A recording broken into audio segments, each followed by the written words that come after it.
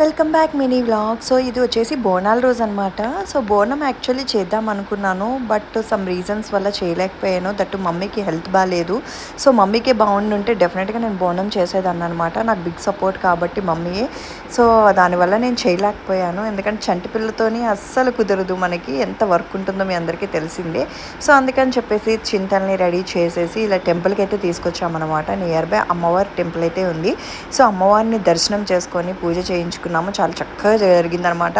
And మేము వెళ్ళేసరికి crowd కూడా చాలా వరకు తగ్గిపోయింది. చాలా హ్యాపీగా అనిపించింది, ప్లెజెంట్గా ఉంది. అండ్ చాలాసేపు కూడా అమ్మవారిని చూసుకుంటూ దర్శనం అయితే చేసుకున్నాం. మేము కంపల్సరీగా బోనం ఎత్తుకుందామని చెప్పి డిసైడ్ అయిపోయాను. సో చింతలకి అయితే మాల ఇచ్చారనమాట, లోపల వేసి తీసేసింది. సో అందుకే బయటకు వచ్చాక వాళ్ళ డాడీ వేశారనమాట. ఇక్కడ మేము బయటకు రాగానే ఇక్కడ జాతర అయితే భలే జరిగిందనమాట.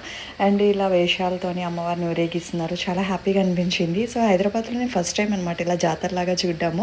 సో మా ఊర్లో ఎప్పుడు జాతర చూశాను, కానీ ఇట్లా తెలంగాణలో